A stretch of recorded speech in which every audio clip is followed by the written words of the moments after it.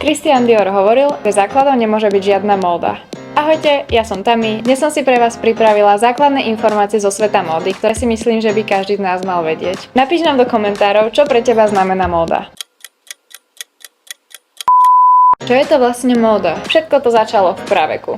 Prvé odevy vznikli z potreby človeka chrániť sa pred vonkajšími vplyvmi. Vývojom ľudstva a technológií sa čoraz viac kladol dôraz na estetiku v odievaní a tým začala vznikať móda. Dalo by sa povedať, že móda je zrkadlom spoločnosti a preto ovplyvňuje aj teba, aj keď si možno nevybral priamo byť jej súčasťou. To, ako sa oblečieš, určuje tvoj sociálny status, sexualitu, vek, niekedy aj povolanie a kultúrne preferencie. Módou môžeš aj komunikovať a vyjadriť ňou svoj osobný názor. Môžeme povedať, že móda určuje identitu človeka. Kedysi si aj na našom území mohol určiť človeka a jeho rodinný stav, sociálny status či pôvod podľa kroju, ktorý mal na sebe oblečený. Móda sa neustále mení. Trendy prichádzajú, odchádzajú alebo sa vracajú a znova odchádzajú. Za tieto zmeny môže spoločenská situácia, ekonomické fungovanie či dianie v kultúre. Trendy sa zvyčajne opakujú každých 20 rokov. Preto pojmom vintage označujeme kúsky, ktoré vznikli pred 20 a viac rokmi. Nepísaným pravidlom pre dizajnerov je, že neprinášajú do svojich kolekcií trend, ktorý je mladší ako 20 rokov. V mode je to neprípustné. Trendy rozdeľujeme na mikrotrendy sú tie, ktoré sa menia viackrát do roka a makrotrendy sú tie, ktoré vydržia aj celú dekádu. Okrem trendov máme v móde aj rôzne štýly. Nemýl si to. Z makrotrendov vznikli modné štýly, ktoré sa jednotlivo vyvíjali spolu s našimi dejinami. Ale o tom ti spravím samostatné video.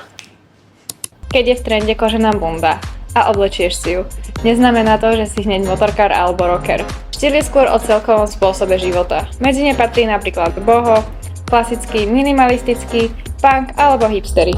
A ešte, aby sme nezabudli, módu rozdeľujeme do rôznych kategórií podľa kvality a ceny.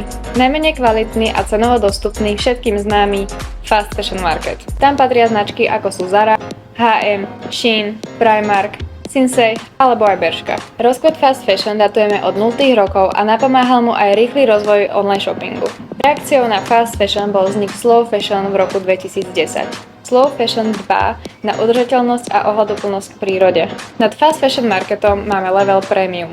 Tam patrí Massimo Dutti, Gant, Guess a COS. Potom tu máme ďalší level, ready to wear, ktorý sa potom môže rozdeľovať na high-end fashion a luxury fashion. Tam patria značky ako Coperny, Jacquemus, Louis Vuitton, Gucci, Versace.